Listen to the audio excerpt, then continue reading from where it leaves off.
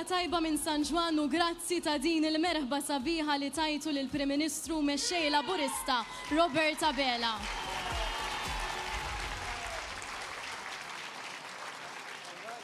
Insellmilkom u nilqakom għal din l-attività politika brabta mal-kampanja elettorali tal-Partit Laburista bit-tema is-saħħa lil Maltin li fl-aħħar mill-aħħar se twassalna għall-elezzjonijiet ta' 8 ta' Ġunju li ġej. Insellem ukoll lil dawk li qed iseguna fuq il-mezzi soċjali tal-Partit Laburista. U bix-xira qabel nagħtu bidu għal din l-attività insellmu lil kandidati kollha tal-Partit Laburista li se jikkontestaw fil-lokalità ta' San Ġwan. Joan Farrugia,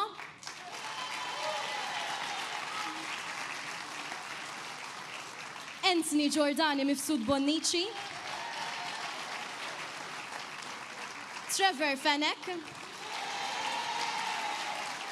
Javier Caruana, Claire Marie Calleja Zammit, li sfortunatament illum ma setax tkun magħna, Berti De Bono u René Savona Ventura. Issa nħalli fidejn Dorien Kassar biex jintervista lil Prim Ministru mexxej tal-Partit Laburista Robert Abela.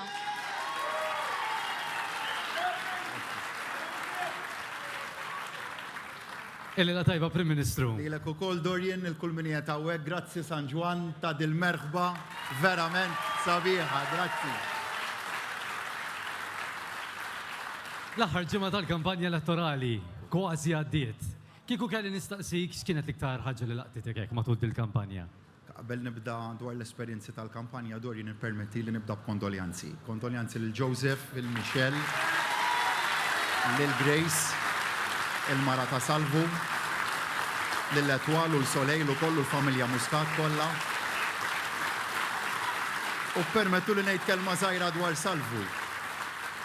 Salvu bniedem li meta kont niltaqa' miegħu sa snin ilu hekk dejjem tispikka fi ħlumiltà kienet kemm baqa' dejjem bniedem siequ mal-art umli raġel taf li titkellem ma' raġel tant umli jekk li tħobb pjaċir titħaddet miegħu bata wkoll f'dal aħħar xhur sfortunatament ukoll anke minħabba il-marda kifra li qabditu bniedem tal-familja jħobb il-familja u naturalment il-telfa l-familja Muscat hija waħda kbira u mill-ġdid anke f'isem kulħadd intendi l-kondoljanzi tiegħi.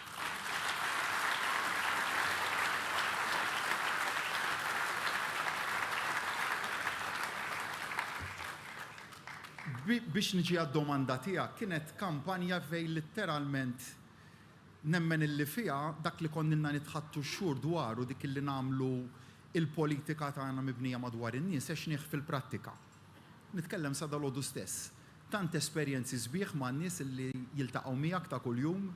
Dalgħodu nidejna riforma tant importanti fil-qasam tas-suq tax-xogħol fejn ħloqna ġustizzja dwar id-drittijiet tal-ħaddiema, partikolarment il-kundizzjonijiet tax-xogħol tagħhom, però lil minn hekk. Il-ċerimonja fejn idejna dir-riforma kienet għand il-General Soft Drinks, kelli l-opportunità li niltaqa' ma' numru ta' ħaddiema. Kelli din l-esperjenza li nżur din l-istess fabbrika numru ta' xhur ilu u llum komplejt niltaqa' ma' tant ħaddiema, però laqtuni żewġ esperjenzi partikolari, waħda minnhom ta' ħaddiem illi llum jaħdem fil-laboratorju. Però daħal fil-kumpanija numru ta' snin ilu u beda fl-iktar grad umli li għandha l-kumpanija fl-inqas grad. Iżda kellu ħolma li javvanza l-qudiem, il-kumpanija tagħtu dik l-opportunità li javvanza l-qudiem u llum imexxi l-laboratorju ta' din il-kumpanija. Daw huma l-esperjenzi reali. It-tieni esperjenza wkoll ta' dalgħodu kien nibda nirrakkonta ma naqafx dal-esperjenzi. Għaliex ta' kuljum tant iltaqa' ma' dal-esperjenzi sbieħ ta' żagħżugħ illi għadu qed jistudja l-MCAST fejn għandu l-apprentistat imma l-kumpanija diġà tagħtu xogħol bħalissi qed jaħdem part-time waqt li qed jistudja u tara kemm għandek tant żgħażagħ li dawn ltqajt magħhom waqt li qed jagħmlu dal-apprentistat tagħhom qegħdin jistudjaw l-MCAST kollha, però diġà għandhom garanzija ta' xogħol ġewwa kumpanija li toffrilhom kundizzjonijiet tax-xogħol tajba. L-istess esperjenza li għalaqt il-ġimgħa li għaddiet biha meta inawgurajna l-investiment ġdid tal-EasyJet, kumpanija ġgant fis-settur tal-avjazzjoni, illi l-istess tagħti opportunitajiet li żgħażagħ kollha tagħna illi jitħarġu però jafu li għandhom xogħol garantit f'dan is-settur tant prestiġjuż tal-avjazzjoni. Dawk huma l-isbaħ esperjenzi li jkollok meta niġu f'dattinet, tant esperjenzi li jirrakkuntawlek in-nies waqt li inti dieħel. Jirrakkuntawlek realtajiet tagħhom li mbagħad flaxija jew għada filgħodu nirrifletti bil-kwiet u ngħid imma dik l-esperjenza ra kieku nagħmlu din riforma issa jew fil-budget illi ġej, kieku nagħmlu dik ir-riforma nolqtu realtajiet ta' tant nies għax bħal l-esperjenzi individwali ħafna drabi jkollok ħafna nies li għaddejjin minn dik ir-realtà. Idda l-esperjenzi li mbagħad inti tista' tmur lura, titħaddet mal-kabinet, titħaddet mal-grupp parlamentari. U bihom tista' tfassar riformi li tista' tibqa' tagħmel it-tajjeb għan-nies. U hemmhekk dak isu jaqgħadni għaliex aħna fil-politika. U kważi niddefinija ftit il-politika hemmhekk, il-politika responsabbli. Kemm tista' tagħmel ġid fil-ħajja tan-nies bil-politika responsabbli. Tant għamilna riformi, tant bdilna il-ħajja tan-nies kull meta wettaqna din il-politika responsabbli. U dħalna din il-kampanja elettorali mhux nitkellmu b'mod vak, imma nitkellmu bil-konkret ta' kif se nkomplu nbidlu. Jekk qed nitkellmu fuq il-lokalitajiet, 68 lokalità fil-pajjiż, illi kollha kemm huma għandna pjan ċar manifest li huwa differenti għal kull lokalità. Mela 68 manifest għal 68 lokalità.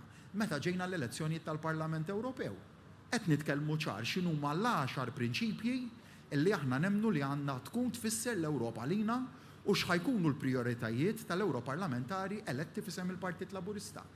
Imma mbagħad dak kollha dak it-temi differenti kollha taqgħodhom ħaġa waħda, l-imħabba illi għandna l-pajjiżna. Jiġifieri meta nitkellmu fuq il-prinċipju ta' Malta l-ewwel u qabel kollox, dak huwa l-imħabba li aħna għandna l-pajjiżna. Mbagħad kellek ukoll episodji partikolari f'dil kampanja elettorali li kellek temi partikolari fej weġibt fit-tul għal-mistoqsijiet tal-ġurnalisti sa dal-għodu stess, jiġifieri ikolli sensiela ta' domandi mill-media houses kollha u nieħu pjaċir illi inweġibhom kollha, inweġibhom fid-dettall kollu illi ikun meħtieġ u nemmen li dak huwa l-mod ta' kif aħna għandna nżommu din ir-relazzjoni importanti ma' settur li huwa tant importanti fid-demokrazija, dak tal-istampa li għandu l-obbligu li jinforma lil pubbliku wkoll, però mbagħad il-ħidma kollha ta' din il-kampanja tax-xhur li għaddew u tax-xhur li qed iridu jiġu wkoll tissarraf kollha kemm hija fil-jum ta' 8 ta' Ġunju.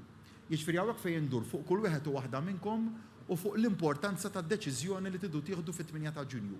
Kruċjali li fit-8 ta' Ġunju kulħadd jersaq biħġaru biex nagħtu dik id-deċiżjoni importanti tal-fejn irridu nieħdu l-pajjiżna. U għalhekk l-importanza ta' vot ta' fiduċja b'saħħtu lill kandidati kollha tal-Partit Laburista kemm għall-elezzjonijiet tal-Parlament Ewropew, kemm għall-elezzjonijiet tal-Kunsilli Lokali, fuq kollox l-importanza ta' vot ta' fiduċja b'saħħtu lill-Gvern biex ikompli bl-implementazzjoni b'saħħitha tal-proposti kollha li hemm fil-Manifest Malta. Flimkien illum qasadni nitkellem dwar 1000 proposta għaliex ħafna minnhom saru kisbiet diġà u rridu nibqgħu għaddejjem dak ir-ritmu b'saħħtu wkoll biex l-1000 proposta jsiru kollha kemm huma 1000 kisba l-pajjiżna, magħhom għandi xi idea ġodda wkoll jiġifieri li lin mill-1000 proposta, ħafna ddubitawna li mhux se nkunu kapaċi nwettqu 1000 proposta f'5 snin qalulna ambizzjuż iżejjed. Jien ngħidilhom iwettqu dawn u xi ħaġa oħra magħhom ukoll.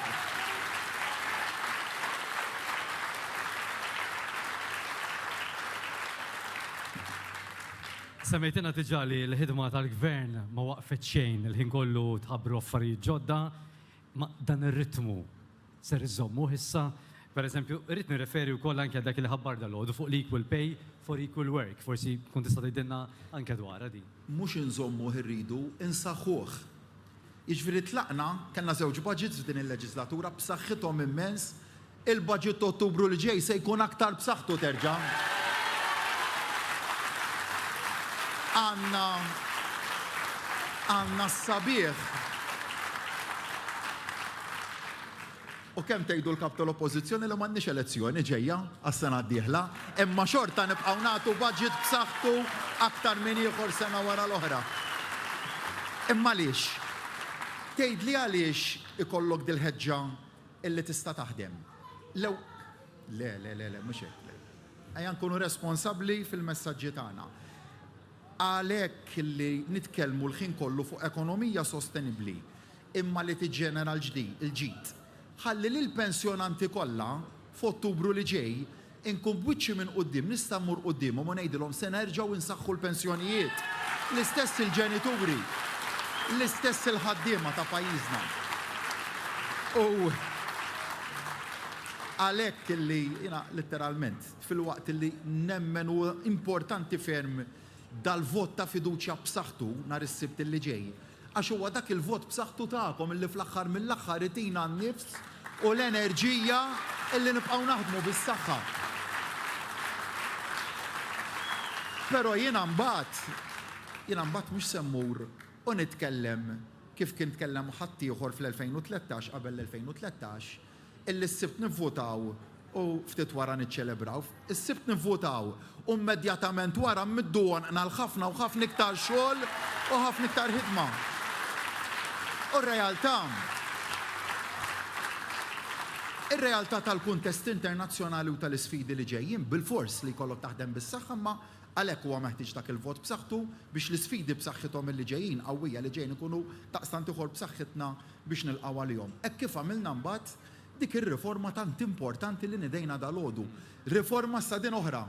L-istess tieħel qalb kellna mis-soltu fuċijiet ta' dlam. Qalulna dak li se tippruvaw tagħmlu ma jirnexxilkomx tagħmluh fis-settur privat. Wasalna għaliex ma tistax tgħid li inti soċjalist u tinsa il-ħaddiem illi qiegħed fuq il-lan tax-xogħol, qiegħed jaħdem ġewwa kumpanija privata. U kellek dir-realtà surreali imma li kienet ilha l-medda twila ta' snin fejn inti ħanati eżempju qed fabbrika tal-manifattura u għandek il-bank li fuq qegħdin jaħdmu l-impjegati qed jagħmlu l-istess xogħol. Għandek in-naħa tal-lemin għandek 5 impjegati ta' kollu qed ngħidu biex nagħti eżempju. In-naħa tax-xelluk għandek 5 impjegati oħra, ma xogħol hu identiku. Għandek in-naħa tal-lemin huma direttament impjegati mal-kumpanija. Jiġifieri għax il-kumpanija huma direttament ingaġġati magħha. Il-5 l-oħra impjegati mal-kontrattur, jiġifieri dik il-kumpanija l-oħra t-tieni kumpanija li l-kumpanija li tħaddem il-binja toffrila s-servizz biex ittija l-ħaddiema jkun tista' taħdem bil-ħaddiema tagħha. Imma għandek dir-realtà li l-ħaddiema tal-lemin qed jitħallsu brata s-sija. U l-ħaddiema tan-naħa tax-xelluk li qed jaħdmu fl-istess post qed jieħdu pagament inqas fis-sija. U dik kienet realtà li meta taqqat il-paga sal-aħħar tax-xahar kellek realtajiet ta' €100 differenza, diskrepanza ta' nies li qed jagħmlu l-istess xogħol. U meta konna timmorru fil-fabbriki tal-manifattura tal-farmaceutika ta' diversi kumpaniji, il-ħaddiema tas-sigurtà kienu qed jgħidulna mara dak watchman impjegat dirett mal-kumpanija. Jien qed nagħmel l-istess sigħat ta' xogħol mal-kuntrattur u jirċievi tant u jien nirċievi tant mijiet inqas. Għallunna ma di ma tħossux li hija ġustizzja, għalhekk dak l-esperjenzi tan-nies li rrakkontajt fil-bidu jiena kont ngħidha żgur li hija ġustizzja di. U di maħlomx fiha li nsewwu għad l-inġustizzja issa, jiġifieri iktar minn 4 snin u nofs ilu, qabel assumejt dil-kariga, kont tellaqt il-qudiem din is-sejħa illi rridu nintroduċu l-kunċett tal-equal pay for work of equal value. U fejn jidħol is-settur pubbliku, jiġifieri dak il-postijiet nieħdu mater dej għall-argument. Fejn għandek ħaddiema direttament mal-Dipartiment tas-Saħħa, għandek ukoll ħaddiema mal-kontrattur, hemmhekk armonizzajna l-kundizzjonijiet tax-xogħol. Jiġifieri il-maġġoranza tal-kundizzjonijiet tax-xogħol laqqas ngħid kollha, ma ħafna mill-kundizzjonijiet ġibnihom pari passu, ġifieri kemm għal dak li huma impjegati direttament mad-Dipartiment tas-Saħħa f'dal każ kif ukoll tal-kontrattur. U estendejniha din għall-entitajiet tal-gvern kollha. Mela kull fejn inti l-employer prinċipali huwa l-gvern, il-kundizzjonijiet tal-ħaddiema huma l-istess, anke tal-kontrattur. Imma fis-settur privat kellek sitwazzjoni totalment differenti. Dal-prinċipju ma kienx japplika fis-settur privat, jew tant kellek loopholes illi fil-prattika ħadd ma kien qed iħadmu. U allura bda l-avviż legali li issa se jiġi ppubblikat għada mill-ewwel ta' Jannar tas-sena d-dieħla ta' 2025. Se nkunu qed indaħlu dir-riforma straordinarja, rivoluzzjonarja letteralment, fejn nagħmlu dil-ġustizzja soċjali ma tantu tant ħaddiema u sodisfatt ħafna għax biha din irnexxinna naslu għal patt soċjali ieħor. Mhix riforma illi sfurzajnija fuq min iħaddem, imma li għamilnija biftejn madwar il-mejda ma tantu tant fabbriki li jħadmu f'dan is-settur li jużaw dan il-modell ta' xogħol u li ġew magħna u qablu li għandha ssir din ir-riforma. Li wkoll uħud minnhom saħansitra diġà bdew jimplementawha fil-prattika. Jiġifieri bid-dialogu b'dan il-patt soċjali ġibna mhux biss il-paċi industrijali, imma ġibna wkoll riforma fil-qasam tas-suq tax-xogħol li r-rebbieħa minna se jkunu it-tant mijiet jekk mhux eluf ta' ħaddiema tal-kuntrattur li mill-ewwel ta' Jannar tas-sena d-dieħla se jaraw il-kundizzjonijiet tax-xogħol jisparaw il fuq u dak huwa li rridu nibqgħu naħdmu għalih, li nibqgħu gvern soċjalista. U gvern soċjalista li b'qalbu jimplementa dan il-bidliet li ħadd ieħor jgħid li ma jistgħux isiru, aħna noħolmu li jistgħu jsiru u wettquhom. Naddu issa l-intervent mid-deputat Alex Muscat.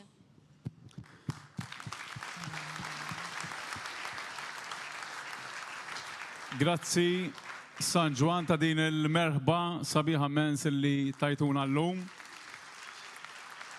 Kif jgħataw ma nistax ma nsellimx il-sieħbi Trevor Fenek is-sindku ta'kom li huwa Mosti, imma kemmilna li slifnu jolkom il-Mosta naf li u flimkien ma' tim tiegħu għamel biċċa xogħol tajba ħafna. U Trevor huwa wieħed minn dawk in-nies illi anka meta jiena kont responsabbli minn fond partikolari ma kienx jaqaf idejjaqni u jiġru warajja biex jiġbed il-fondi lejn San Ġwan kemm jiflaħ biex jiġbed lejkom hawnhekk għal dan ir-raħal. Nawguralek Trevor lilek u ovvjament it-tim kollu. Ħbieb, laqgħet nitkellem fuq Trevor u Kunsill Lokali, ħanaqsam xi ħaġa żgħira magħkom malajr li ġrat lili. Jiena 12 sena ilu meta ħriġt tal-ewwel darba l-Kunsill Lokali, il-Partit Laburista fil-Mosta kien rebaħ, kien ġab iktar voti. Però il-nazzjonalisti kienu tellaw iktar kunsilliera. X'ġara? Spiċċa jmexxi l-Kunsill Lokali tal-Mosta minkejja li l-Partit Laburista kien ġab iktar voti, il-Partit Nazzjonalista. U għalhekk huwa importanti ħafna l-messaġġ li ngħaddulkom dejjem, ħudu ħsieb illi nhar is-sibt li ġej tivvutaw il-kandidati kollha fuq il-lista tal-Partit Laburista. Tħallu lil ħadd barra. Ħbieb, 4 tiem oħra biss. 4 tiem oħra qed niġu majta biex nagħmlu deċiżjoni importanti. Rridu niddeċiedu aħna lkoll flimkien id-direzzjoni li pajjiżna ser jaqbad fis-snin li ġejjin. U huwa importanti ħafna. Intom li qegħdin hawnhekk, il-kol kemm intom kandidati u mhux, ejnuna xamru l-kmiem, oħorġu intom ukoll, iġru mal-kandidati tagħna, kemm tal-Kunsilli u kemm tal-Parlament Ewropew flimkien mad-deputati, ejnuna nkomplu nikkonvinċu iktar nies. Jiena sal-ġimgħa l-oħra, nhar il-ġimgħa, nidħol ġablok appartamenti u nidħol għand familja partikolari. Is-sinjur dħalt għandu naf illi qatt ma vvota l-Partit Laburista, ma ovvjament jiena ħabbat lil kulħadd. U daħħalni ġewwa qalli Alex għalli taf x'jien, għalli taf li qatt ma tajt l-appoġġ tiegħi għalli issa għajjejt. Għalli jielni internament nitkellem u qed inkellimkom fuq persuna attivist li kien ikun il-counting call jirrappreżenta l-Partit Nazzjonalista. Għalli Alex għalli għajjejt, nipprova wassal il-messaġġ internament, għalli Alex għalli jien l-ewwel darba illi iva ħanivvota lil Partit Laburista bil-qalb għall-ewwel darba. Ħbieb, ejja nibqgħu umli u nibqgħu niġru wara kulħadd, inkluż min qatt sallum għadu ma tagħna il-fiduċja tiegħu. U għal xiex dan kollu? Aħna x'deċiżjoni eżattament iridu nieħdu nhar is-sibt illi ġej. U jiena ħnagħmilkom ftit mistoqsijiet illi tweġiba għalihom hija ir-risposta ta' fuq xiex irridu nivvotaw. Intom xi Prim Ministru tridu? Prim Ministru illi kif jara il-maltemp jiġi jgħidilkom ara hawn it-trabil ma konniex rajnih ġej, ħajkollna nissikkaw iċ-ċunturin ġej il-mewġ fuqkom, ħajkollna ndaħlu l-awsterità. Jew inkella Prim Ministru li kif inqalat maltempata waħda wara l-oħra, ra kif għamel u ddefenda l-interessi tagħkom. Intom, ħbieb tiegħi, xi tridu? Prim Ministru li jivvota bil-qalb biex jolli l-kontijiet tal-enerġija, jew min pal-Prim Ministru tagħna bil-qalb jara illi nibqgħu insostnu l-kontijiet tal-enerġija. Ħbieb tiegħi, intom xi tridu li fil-for Ewropej quddiem sħabna l-Ewropej nibatu Prim Ministru li għax ġej mill-iżgħar pajjiż jotor, iridu Prim Ministru li għax Malta hija l-iċken pajjiż, allura kif il-kbarat fl-Ewropa jgħidulu nofs ta' kelma ibaxxi rasu, jew iridu l-Prim Ministru tagħna li minkejja dak kollu jibqa' jiebes u jibqa' sod u jiddefendi l-interessi tagħna. X'membri parlamentari Ewropej iridu nibatu? Iridu nibatu membri parlamentari Ewropej fisem Malta illi jresqu mozzjoni waħda wara l-oħra kontra Malta, jew iridu nibatu membri mit-tim tagħna li l-ħin kollu jaraw kif jagħmlu jiddefendu lil pajjiżna. Nistaqsi li żgħażagħ li l-miħħa jivvota l-ewwel darba kull min għandu 16 u 17 sena. Xi tridu? Sitwazzjoni fejn kif tillestu mill-istudji tagħkom tmorru anċi politiku biex jgħinkom issib xogħol, jew tridu li tkunu għadkom qed tistudjaw u jibdew jiġru warajkom minn ġal iskola biex joffrulkom ix-xogħol.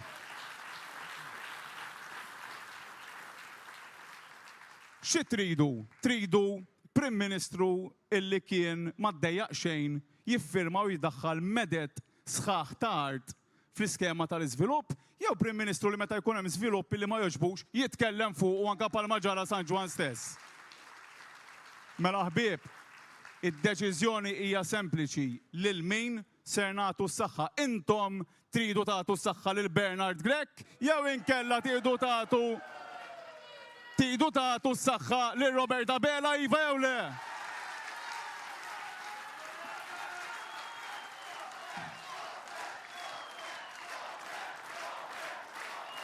Mela, ħbieb, l-għażla hija waħda, ejja ħanatu s-saħħa lill-Kunsill Lokali mill-ġdid ta' San Ġwan, ejja ħanatu s-saħħa lill-membri parlamentari Ewropej tagħna u fuq kollox ejja ħanatu s-saħħa lill-Prim Ministru tagħna biex ikompli jmexxina l qudiem fis-snin li ġejjin. Grazzi ħafna. Grazzi Alex Muscat, se ngħaddu issa l-intervent ieħor mill-Ministru Giulia Farrugia Portelli. Grazzi ħafna San Ġwan ta' din il-merħba verament sabiħa lill Prim Ministru tal-Maltin u l-Awċin kollha Robert Abela. Il-bieraħ kellna lil Bernard Grech illi qalilna li għandna Prim Ministru allerġiku għall-verità. U jiena ngħidlek Bernard Grech, il-poplu Malti Wawċi allerġiku għalik u għall-politika tal-Partit Nazzjonalista. Mhux issa, imma elezzjoni waħda wara l-oħra mill-2013 sal-lum. U jalla, baqa biss 5 ijiem. Il-sibt li ġej nibatu messaġġ b'saħħtu ta' x'tip ta' politika illi rridu. Malta maquda jew Malta tal-firda taħt gvern nazzjonalista illi mal-ewwel opportunità li kellhom stajna narawhom f'din il-kampanja elettorali kif ġabu ruhom. U l-poplu Malti Wawċi ta' il-messaġġ tiegħu ta' kemm ma jridx lill Partit Nazzjonalista fil-gvern. Se nsemmi kawża waħda, il-kawża soċjali. F'10 snin gvern laburista investa u żied l-ispiża nefqa fuq dak li huwa soċjali b'500 miljun euro, 10 darbiet aktar. Tafu kemm hi n-nefqa taħt gvern laburista? 1.3 biljun euro għax dejjem kellna Prim Ministri Laburisti illi jemnu qalbhom ħabtet fil-post tajjeb u għandna Ministru għall-Politika Soċjali minn dan id-distrett illi jemmen verament f'minhu vulnerabbli, fil-persuni b'diżabilità, fil-pensjonanti, fl-istudenti. Dan u gvern laburista. Il-politika tal-għaqda. Imma meta tajtuhom iċ-ċans, rajtu x'għamlu. Min kien laburist tawh il-kastig.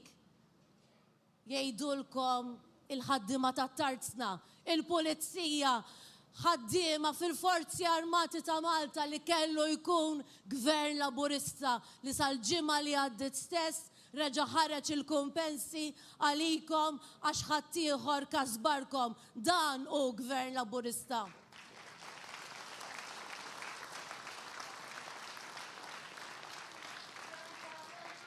U tajjeb illi tistħu nazzjonalisti bl-istorja tagħkom. Ġustizzja oħra li għamilnija propju ġimgħa ilu.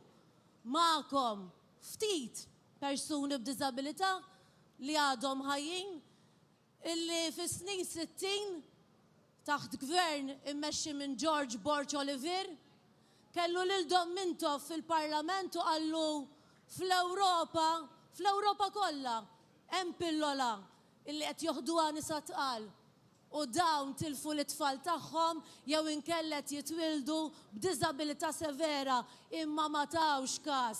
Ħallewha hemmhekk, ħallewha l-sentejn wara u kellu jkun gvern laburista taħt it-tmexxija ta' Roberta Bela illi l-ġimgħa li għaddiet bdejna nagħmlu ġustizzja magħhom. U ma kienx weda elettorali tafux għax dawn ġew grupp żgħir ta' nies kienet għaddiet l-elezzjoni ġenerali u bdew ikellmuna fuq dan il-każ u bdejna nisimgħuhom. Imma x'gvern li jemmen fiż-żgħir dik il-ġustizzja bdiet issir u dan huwa l-Prim Ministru Roberta Bela illi dak illi jgħid iwettqu imma ma jżommx biss mal-1000 proposta li kieku kellna nagħmlu eżami tal-kuxjenza mhumiex l-1000 proposta illi qegħdin jitwettqu bħalissa. L-1000 proposta u magħhom proposti oħra illi meta tkunu qed tkellmu l-Prim Ministru fit-tinet, fit-toroq, dejjem jiġi madwar il-mejda u jgħidilna hawn inġustizzja u rridu nagħtu il-paċi lil dawk il-ħaddiema. Se nsemmi punt ieħor illi qed insemmu l-proposti aħna bħal dan iż-żmien sena wednikom illi nagħmlu ġustizzja u li nieħdu ħsieb il-pagi ta' dawk il-persuni illi jaħdmu fis-settur tad-diżabilità. U nixtieq naqsam magħkom illi jumejn bis-soħra Malta se tagħmel ġustizzja ma' aktar minn 600 ħaddiem illi jaħdem mal-Aġenzija Support u li propju fis-sigħat illi għaddew maġġoranza assoluta ivvutaw favur dan il-pakkeġġ ġdid fil-pagi tagħhom. U allura hawnhekk tispikka l-onestà u fuq naħa oħra l-ipokrezija. Xi ħaġa friska li ġrat illum. Bdejna l-kampanja elettorali bil-Partit Nazzjonalista li għamel kruċjata ma' persuni illi għaddejjin minn sfidi u li għandhom ix-xorti li gvern laburista semaħħom u tom housing soċjali qed nirreferi għal familji fis-Siġġiewi, gvern laburista li ħaħsiebhom u mill-oppożizzjoni l-Partit Nazzjonalista daħħalhom il-qorti għaliex qal u dawn appartamenti li lesti u hemm appartamenti li minnhom joqogħdu n-nies. Għallhom le għax l-ID card maqbula fuq hemmhekk, ma toqgħodux hemmhekk. X'inhi l-ikbar falsità li għandna dak li qed isejħulu żiemel tagħhom. Qed nirreferi għal Peter Aġus, illi l-indirizz illi marta fejn qed joqgħod qiegħda blokka ġebel u saqaf fil-Mosta li għada mhix lesta. Din il-falsità. U allura fil-waqt li jkomplu jattakkaw u jagħmlu l-gambetti irridu nibqgħu iffukati. Baqa' biss 5 ijiem fejn kulħadd irid ixammar il-kmiem. Kabinet, membri parlamentari, intom fid-djar, fit-toroq meta tisimgħu persuni li għandhom bżonn illi nkomplu nisimgħuhom, aħna rridu nkomplu nagħmlu d-dover tagħna. Għaliex fl-aħħar mill-aħħar irridu li l-irħula tagħna jitmexxew b'mod dinjitus kif ġara f'daw l-aħħar 5 snin. Imma fuq kollox għandna tim formidabbli. 9 persuni illi rajtuhom f'din il-kampanja elettorali. Kollha kemm huma qrib tagħkom, fostkom, it-temi soċjali, l-ambjent, l-ekonomija, imma fuq kollox illi ma beżawx u fil-ħin tal-prova id-9 li huma stinkaw u ħadmu. U allura l-appell tiegħi hu biex baqa' sanar il-ġimgħa fil-għaxija, il-ħamis fil-għaxija fejn tistgħu tiġbru d-dokument tal-vot tagħkom sa nofs il-lejl. Dawk li għadhom ma ġabruhx jagħmlu dan biex aħna verament ikonna pajjiż li jagħti it-tweġibiet nhar is-Sibt illi ġej biex imbagħad it-tnejn nerġgħu lura fil-Parlament, fil-Kabinet ħankomplu naħdmu u nagħtu r-riżultati lil dan il-pajjiż. Grazzi ħafna.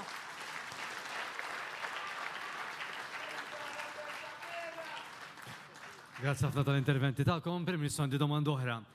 Ħafna drabi budget jew inkella forsi miżuri oħrajn ikollok sezzjoni ta' nies ħajkunu familji middle class li dawna jkunu jaħdmu jkunu biżlin, imma jibdew jgħidu isma' il-gvern għandu jaħseb ftit iktar fina. Kif jista' jitwettaq dan?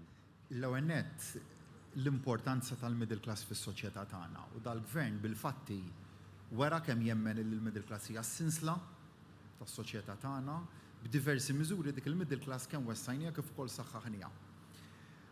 U għamilna diġà miżuri konkreti li jindirizzaw propju dak il-faxxa partikolari, però daqstant ieħor naqbel li hemm is-sejħa li jkollok miżuri li jkunu iktar targeti tal din il-faxxa partikolari ta' nies. Però ħansemmi x'għamilna s'issa.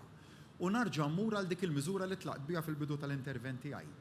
Il-miżura li biha assigurajna stabbiltà fil-prezzijiet kollha tal-enerġija, daw l-ilma kif ukoll fuels. Ħanfakkar ftit daqsen ilu, madwar sen ilu konna deħlin għas-sajf. Kienet qabdet minn ċertu forzi ta' dlam li jaħbu jdejhom. Però kienu qabdu narrattiva.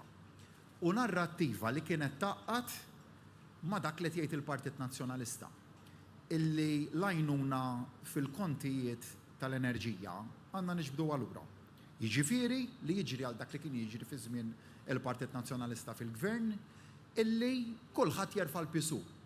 U kieku kellna neħdu dik id-direzzjoni nkissruh pajjiż, jiġifieri jekk hemm deċiżjoni waħda illi tant għandna pożizzjonijiet differenti mal-Partit Nazzjonalista. Però tant huwa evidenti li l-pożizzjoni tagħna hija l-korretta, hija dik tas-sussidji fuq is-settur tal-enerġija. Kieku kellna nagħmlu aħna dak li tgħid il-Partit Nazzjonalista nħallu suq internazzjonali jsuq. Inkissru l-familji, inkissru l-pensjonanti, inkissru l-kull min jaħdem f'dan il-pajjiż, inkissru n-negozji. Però mbagħad xi provaw jagħmlu jagħtu twist differenti. Għallunna maħniex soċjalisti meta qed nimplementaw dil-miżura ta' sussidju, ġifieri li qed nagħtu tant mijiet ta' miljuni fis-sena f'għajnuniet, imma mhux soċjalisti. U kif provaw iżejnuha? Qalu għax jekk intom tridu tgħinu, waqfu l-għajnuna u ħalluha biss għal kategorija li qiegħda fil-faxxa l-isfel net tas-soċjetà. Xi tfisser dik? Għax meta tismagħha ta' fid-doqloq ħellu għal widnejk. Imma tfisser dik li l-middle class eskludija kollha. Mela l-middle class, l-espert, l-orrif esperti li bdew ituna l-pariri, għallulna eskluduha mill-għajnuniet fuq l-enerġija, u xħtula l-piżijiet kollha. Umbat il-faxxa li tiflaħ l-inqas fis-soċjetà jnuha. Aħna għedna ngħinu lil kulħadd. Għax l-finanzi tal-pajjiż jippermettu li ngħinu l-kulħadd, ngħinu lil kulħadd. U l-ekonomija tibqa' tikber bħala l-iktar ekonomija li tikber fl-Ewropa kollha, allura nibqgħu ngħinu.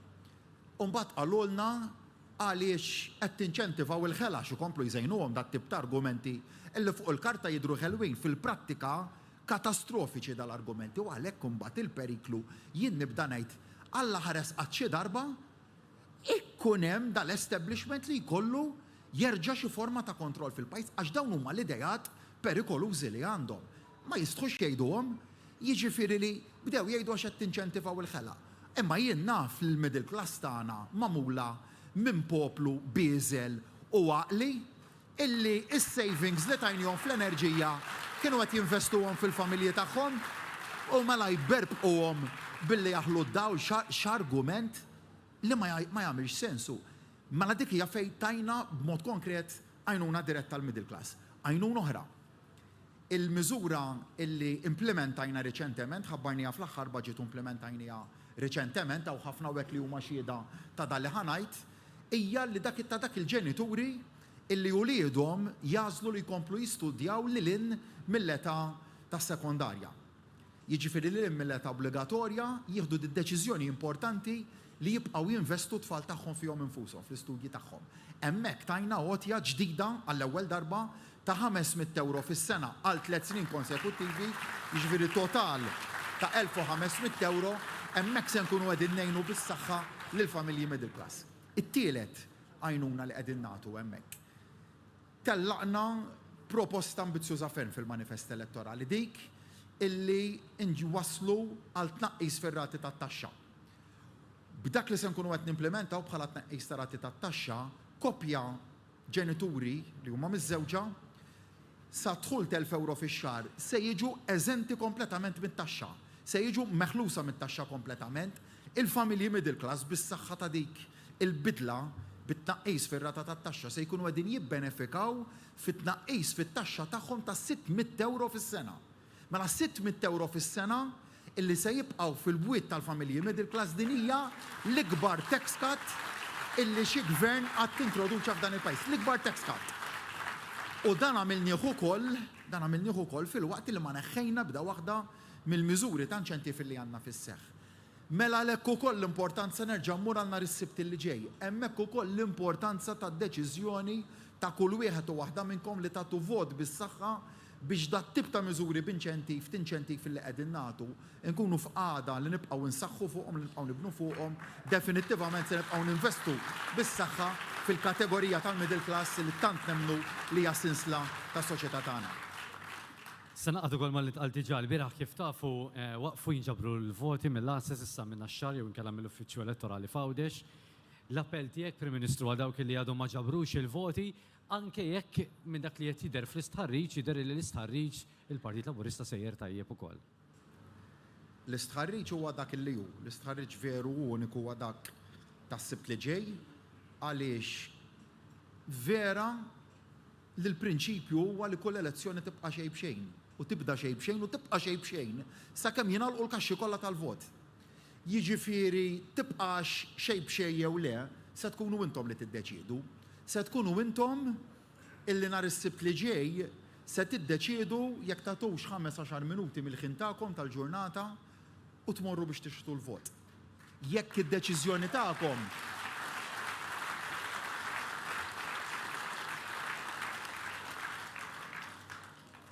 u fil-verità hija daqstant importanti d-deċiżjoni għaliex jien insaqsi lil kull min huwa ġenitur hawnhekk jew lil kull min huwa nannu jew nanna. Ejja nkunu onesti ma' nfusna x'inhi l-ikbar ħolma l-għandna f'ħajjitna. Mhux li uliedna jew n-neputijiet tagħna jkollhom ħajja aqwa milli kellna aħna, dik hija, ġifieri kollha kemm aħna nagħmlu ħafna sagrifiċċju biex naraw li l-futur ta' tfal tagħna jkun dejjem aqwa minn tagħna. Mbagħad waqt li tkun qed tagħmel dak is-sagrifiċċju kultant tgħid x'qed nagħmel bidejja.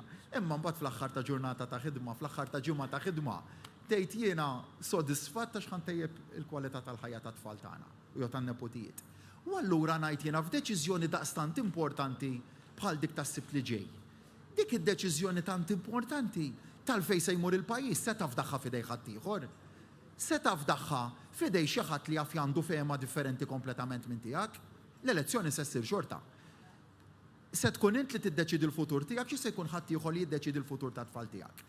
Se nħallu aħna lill-establishment illi għal kull vot illi ma joħroġ diġà qal se jgħid illi huwa vot favur l-establishment. Se jkun vot dan ta' dak kollha li jibqgħu id-dar u se nħallu lill-Partit Nazzjonalista jgħid illi dan huwa vot favorija għax ġed jgħidu minn issa illi jekk se jinterpretaw il-vot ta' kull min joqgħod id-dar. Melissa d-dover ta' kull wieħed u waħda minna li qegħdin hawnhekk ta' dak kollha illi qegħdin isegwuna lil dawk kollha li tafu li għadhom indeċiżi jew li għadhom deċiżi li s-Sibt ma jivvutawx. Resquhom lejna. Hemm realtajiet, hemm sfidi illi huma individwali, imma kull weġa hemm messaġġ warajha. Issa l-għażlija jew nkunu supervi u ngħidu dak il-weġa ma rridux nisimgħuhom. jew nibqgħu naħdmu kif qegħdin illi għal kull weġa li nisma' jiena nibgħat għal dak illi jkun u ngħidlu ejja ħdejja ħalli dik il-weġa nsolvuha. Ħalli nisma' x'inhuma r-realtajiet u hemm weġat ta' hemm ħafna weġat li mal-ġurnata nisma' ħafna minnhom, hemm ħafna weġat li bi ftit sforz nistgħu nindirizzawhom u l-appell tiegħi huwa lil dawk kollha li għadhom ma resqux lejna ersqu għandna tant kandidati, 381 kandidat għall kunsilli lokali, 9 kandidati għall Parlament Ewropew, segretarji parlamentari, ministri, jiena ejjew għandi ħan nisma' l-weġat tagħkom u nindirizzawhom, u għandna l-għodod kif nindirizzawhom dak il-weġat. Però mhux li tgħid jiena nhar is-sibt il-vot inħallih fil-kexxun u jien nibqa' d-dar, anzi lil min irid jgħinek u aħna rridu ngħinu ħafna u ħafna nies. Lil min irid jgħinek saħħu biex ikun jista' jgħinek iktar. Tina dik is-saħħa, tuna dik is-saħħa, tuna dak il-vot ta' fiduċja, ħalli kemm sa nhar is-sibt u lil hemm nhar is-sibt ukoll nibqgħu ngħidu lin-nies kemm fuq mod ġenerali fil-ħidma tal-gvern, imma wkoll fil-bżonnijiet individwali u dak huwa dover tagħna bħala politiċi li ngħinu n-nies fir-realtajiet tagħhom, fl-isfidi tagħhom u determinat li dak il-pjan ta' ħidma b'saħħtu nibqgħu nwettquh. Naddu issa l-interventi ieħor din id-darba mid-deputat Carmelo Abela. Insemmilkom, il-Partit Laburista qed isejħilna intom li tinsabu għaw u dawk kollha li tisegwuna se tkun it-tweġiba tagħna għal din is-sejħa tal-Partit Laburista. U din hija mistoqsija li aħna lkoll hemm bżonn inwieġbu. Però hemm persuni oħrajn li la qegħdin jattendu għall-attivitajiet tagħna, la qed jisimgħuna u għalhekk huwa id-dover tagħna li mmorru għandhom u ngħidulhom isma' il-Partit Laburista qed isejħilna biex aħna nhar is-sibt li ġej fit-8 ta' Ġunju noħorġu nagħmlu d-dover tagħna u mmorru nivvutaw lill-kandidati kollha tal-Partit Laburista kemm għall-Kunsilli Lokali kif ukoll għall-Parlament Ewropew. U x'inhi din is-sejħa? Għax ħafna drabi nitkellmu u x'inhi din is-sejħa? Is-sejħa hi biex aħna nużaw id-dritt tal-vot. Il-vot, ħbib tiegħi, huwa dritt ta' kull wieħed u waħda minna. Mhuwiex għodda li nużaw ħal-ħażin, imma huwa għodda pożittiva li tintuża biex tibgħat messaġġ b'saħħtu u ċar u dak huwa l-messaġġ u l-istedina li l-Partit Laburista qed jagħmel lil kull wieħed u waħda minna biex id-dritt tal-vot immorru nużawh favur is-sewwa, favur Malta, favur il-Partit Laburista. U ejja ma ninsewx, araw ftit l-istorja ta' kif żviluppa id-dritt tal-vot. Jekk immorru lura fis-snin, mhux kulħadd kellu dritt tal-vot, kienu dawk li kellhom l-artijiet, kienu s-sinjuri, kienu l-ftit li kellhom id-dritt tal-vot. Ħadd ieħor dak iż-żmien kien komdu. Araw l-istorja ta' kif kompla jiżviluppa dritt tal-vot.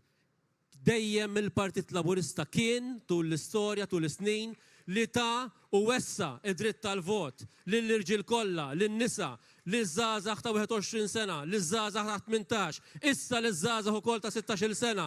Dejjem il-Partit Laburista emmen fis-saħħa tal-vot lil kull persuna.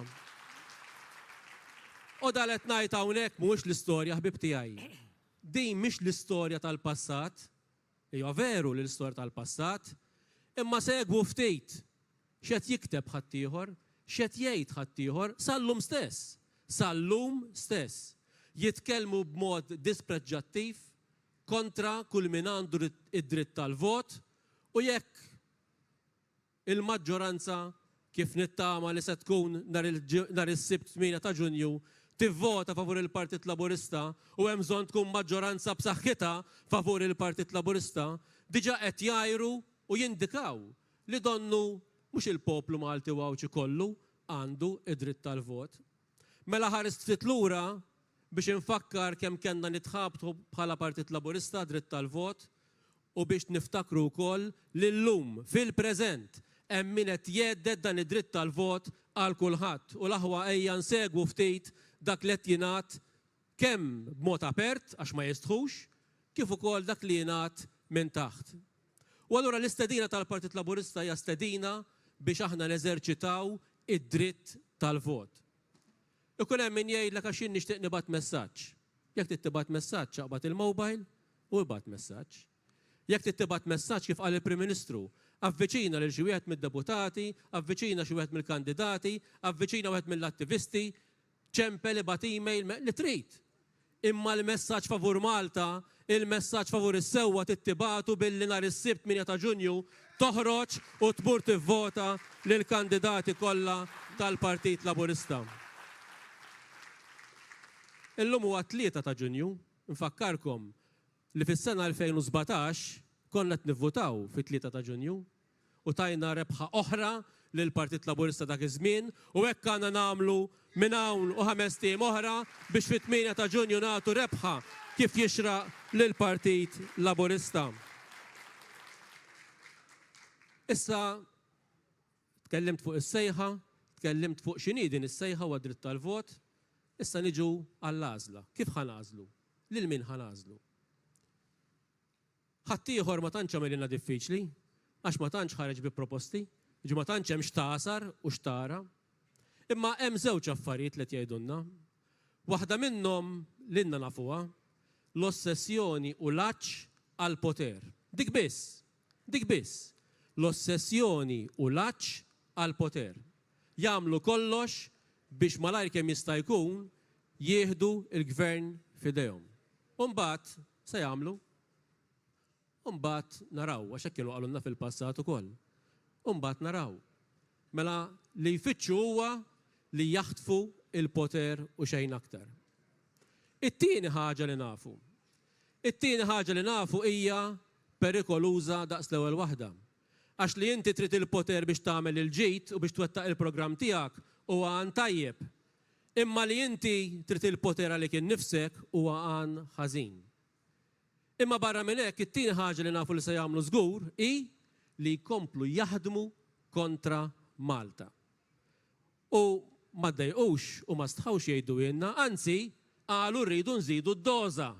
Ma kinux kuntenti li jgħidu isma' skużawna, kif qal Sieħbi Elix għamlu ħafna mozzjonijiet kontra pajjiżna, għamlu ħafna ħsar anki fil-kurituri u fl-uffiċini ta' l-Unjoni Ewropea, ma kinux kuntenti daqshekk biss, qed jgħidulna rridu nżidu id-doża. U aħna se nħalluhom jagħmlu dan lil dawn it-tagħlin li jridu jaħdmu kontra l-interessi tal-familji tagħna, aħna se nħalluhom lil dawn it-tagħlin jaħdmu kontra l-ekonomija ta' pajjiżna, se nħalluhom il-kisbiet li ksibna ikissru kollox, se nħalluhom u r-risposta għandha tkun le u għalhekk fit-8 ta' Ġunju hemm bżonn noħorġu nivvutaw lil kandidati kollha tal-Partit Laburista. Jiena nagħlaq billi ngħid żewġ affarijiet. L-ewwel nett ħbib tiegħi ħalli nikkonċentra ftit fuq l-Unjoni Ewropea. Ma nħarsux lejn l-Unjoni Ewropea bħala xi ħaġa li hija il-bot minna. Aħna kull 5 snin jew kull meta tiġi l-elezzjoni ġenerali neleġġu persuni li jirrappreżentawna fil-Parlament Nazzjonali, fil-Parlament ta' Malta. U hemmhekk niddeċiedu dak li jolqot lill familji tagħna, lil pajjiżna. L-istess jiġri fil-Parlament Ewropew. U għalhekk huwa importanti li l-għażla tkun tajba, għalhekk huwa importanti li aħna nibagħtu kemm jista' jkun persuni li ġejjin mill-Partit Laburista biex jaħdmu favur pajjiżna x'inkella nkunu qed nirriskjaw dak kollu li ksibna. U l-aħħar ħaġa jiena nħoss li l-Gvern Laburista immexxi mill-Prim Ministru tagħna Roberta Bela ħaqqu vot ta' fiduċja għal mod kif qed jaħdem, ħaqqu vot ta' fiduċja għal kisbiet kollha li ksibna u jekk tħarsu anki lejn pajjiżi oħra. Pajjiżi oħra mhux iżidu l-pensjonijiet, pajjiżi oħra mhux iżidu l-benefiċċji soċjali, pajjiżi oħra mhux jiddefendu l-ekonomija tagħhom u l-familji mill-kontijiet tad-dawlu l-ilma u tal-enerġija, jaksuhom. Huwa Malta, huwa permezz tal-ħidma tal-Gvern, permezz tal-ħidma tal-Prim Ministru tagħna li dan kollu ksibnieh u dan kollu hemm bżonn niddefenduh kemm f'Malta kif ukoll fl-istituzzjonijiet Ewropej. Għalhekk kuraġġ ħbib tiegħi ejja noħorġu nivvutaw biex aħna niddefendu dejjem l-interessi ta' Malta l-ewwel u qabel kollox. Grazzi. Grazzi Carmelo, nistiden issa lid-deputata Abigail Camilleri biex tagħmel l-intervent tagħha. Insellem lilek, Prim Ministru tal-Awċin u tal-Maltin kollha, u grazzi San Ġwan ta' din il-merħba tan sabiħa. Erġajna għal-moment tal-prova. U meta jaslu momenti bħal dawn, jiena nħobb impoġġi kollox fuq miżien. Nara xi ksibna flimkien matul is-snin, u mpoġġi l-żewġ naħat fuq dal-miżien ħalli fit-8 ta' Ġunju immur nivvota b'mod għaqli għal ġid tal-futur ta' pajjiżi. U jiena din l-istampa li qed nara qudiemi fuq naħa għandna kap tal-oppożizzjoni, rappreżentanti tal-PN, esponenti tal-PN, li jieħdu pjaċir jgħidu kontra pajjiżna. Għandna esponenti, rappreżentanti tal-PN li għalihom jekk il-kontijiet tad-dawl u tal-ilma għandhom olew f'pajjiżi oħra, għandhom jolew f'pajjiżna wkoll. Qed nara kap tal-oppożizzjoni u oppożizzjoni niexfa għal kollox mill-idejat. U rajt ukoll kap tal-oppożizzjoni li f'pandemija kien orok ideħ jieħu pjaċir sewwa ixerret il-mibeda u l-biża u jgħajat għall-lockdown. U alla ħares smajna minnu. Fuq in-naħa l-oħra imma qed nara gvern immexxi mill-Prim Ministru Robert Vela li issa laqiet qudiema ħan indirizzak direttament. F'dajnik fit-tmexxija fi żmien pandemija u x'għamilt? Salvajt il-ħajjiet u l-ħobża ta' kuljum sewwa lill-familji u n-negozji Awċin u Maltin. F'dajnik fit-tmexxija anke meta l-inflazzjoni għolliet rasa l fuq u x'għamilt? Il-pis irfajtu kollu inti. L-Awċin li huma tant tal-qalbi u naf li huma tant tal-qalbek. F'dawk fit-tmexxija u x'għamilt? Tajtna lill-Għawdex motur ekonomiku bi proġetti għaddejjin il-ħin kollu sewwa u tajtna opportunitajiet ta' xogħol bla preċedent. Il-pensjonanti tagħna f'dawk fit-tmexxija u x'għamilt? Komplejt iżidilhom il-pensjonijiet budget wara budget għax hekk jixraq lill-anzjani tagħna. Il-first time buyers, il-koppji żgħażagħ f'dawk fit-tmexxija u x'għamilt? Komplejt wiżinhom sabiex isiru sidin ta' djarhom. U iż-żgħażagħ tagħna x'maja f'dawk fit-tmexxija tajt daqshekk inċentiv b'saħħtu fl-edukazzjoni sabiex ikomplu jedukaw ruhom u ħadd ma jaqa' lura. U illum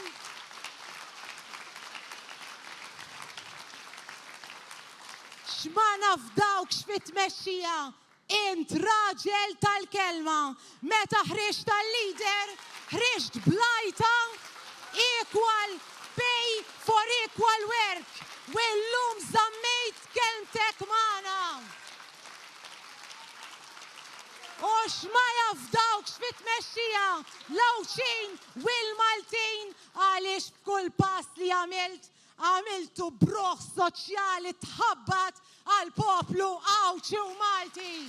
U għalhekk fit-8 ta' Ġunju ħbieb tiegħi uħorġu ivvutaw għal kandidati kollha tal-Partit Laburista għaliex il-gvern tagħna jistħoqlu tim b'saħħtu ta' kandidati miegħu sabiex inkomplu nikdbu il-futur ta' pajjiżna flimkien nuru vot ta' fiduċja b'saħħtu fil-Prim Ministru tagħna għaliex jixraqlu u nkomplu nagħtu is-saħħa lill-Awċin u lill-Maltin. Grazzi.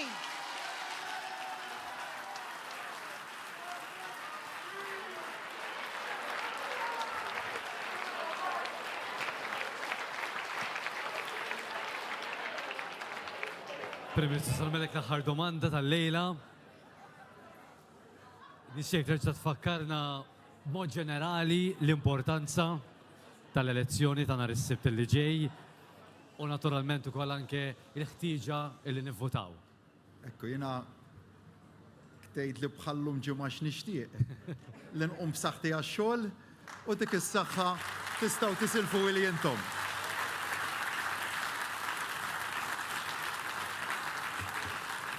Hija saħħa li verament tiġi mill-poplu u li tik dik l-awtorità morali li tista' ġib il-bidliet f'dan il-pajjiż, il-bidliet pożittivi li ġib magħha l-politika responsabbli u kemm ma tfadlilna x'namlu.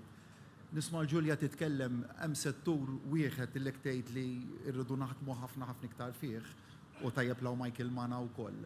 Il-qasam ta' persuni b'diżabilità għamilna ħafna minna, imma fadal ħafna x'nagħmlu kollax l-isfidi mhumiex żgħar. U hemmhekk li intom tiduttuna dik is-saħħa issa biex il-proġetti kollha li rridu nagħmlu, il-bidliet kollha li rridu nagħmlu biex inġibu l-bidliet fejn verament huwa meħtieġ. Narġa' mmur lura l-esperjenzi ta' waqt il-kampanja.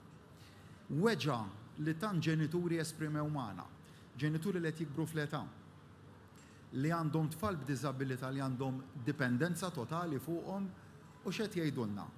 Aħna l-inkwiet kbir tagħna x'se jiġri meta aħna niġu nieqsa. Mela dak huwa waħda mill-proġetti, wieħed mill-isfidi li rridu ninvestu fihom bis-saħħa biex nofru soluzzjoni.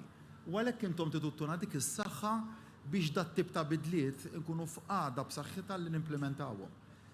Nerġa' mmur fuq il-qasam tal-enerġija, fi żgur, fix-xhur li ġejjin fi żgur.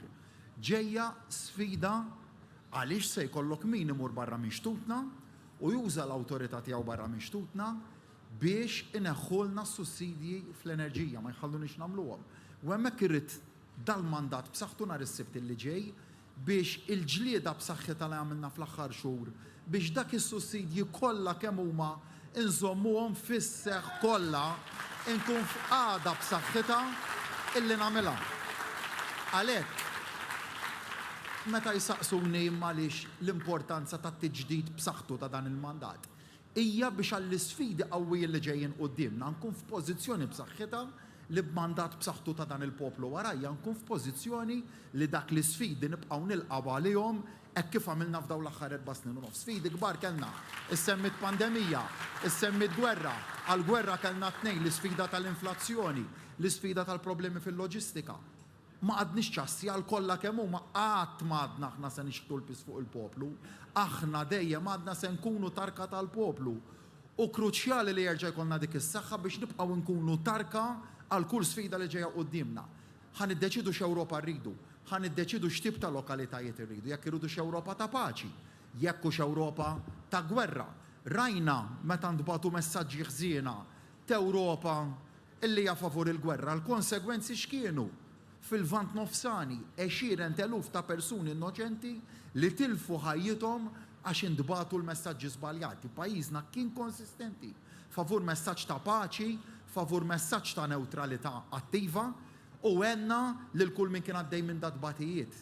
Dik hija l-Ewropa li rridu aħna mela dal-poplu s-Sibt se jivvota għal x'tip ta' Ewropa jrid, għal x'tip ta' lokalitajiet irridu. Jekk irridux San Ġwan li nibqgħu insebħuh b'kunsill lokali mmexxi mill-Partit Laburista, b'saħħtu hawnhekk ġo San Ġwan tafu x'ifisser kunsill lokali b'saħħtu kemm iġib differenza pożittiva fil-kwalità tal-ħajja tan-nies.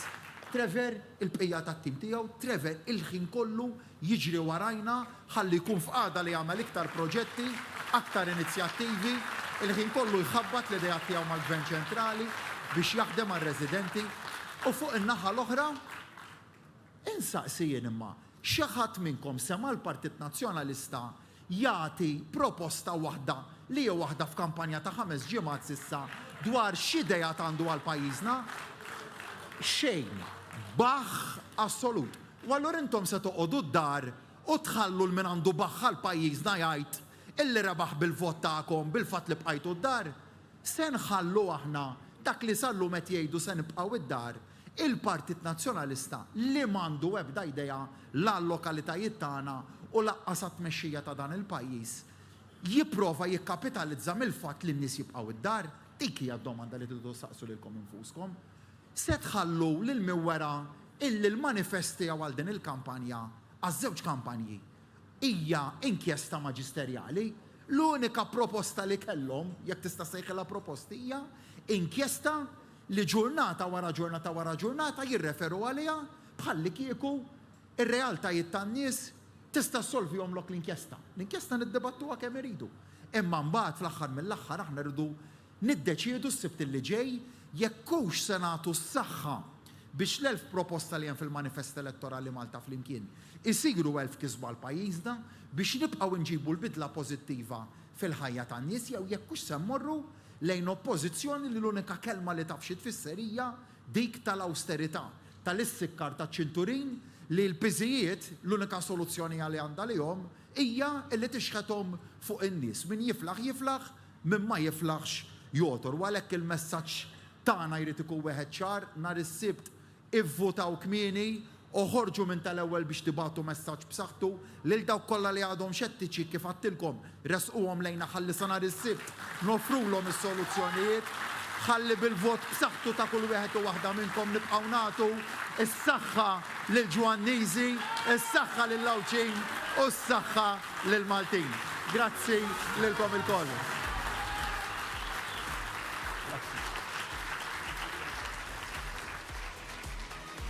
Grazzi, Prim Ministru, b'dak l-intervent wasalna fit-tmim ta' din l-attività politika. Inħeġġiġkom biex tinaqdu magħna fis-6 ta' Ġunju li ġej nhar il-ħamis għall-attività għall-aħħar attività tal-massa Together in Concert ġewwa l-MFCC f'Taqali b'diskors tal-Prim Ministru Roberta Bela, spetaklu uniku bl-aqwa artisti u it-tħul huwa b'xejn. Grazzi u l-kumplament tas-serata tajba.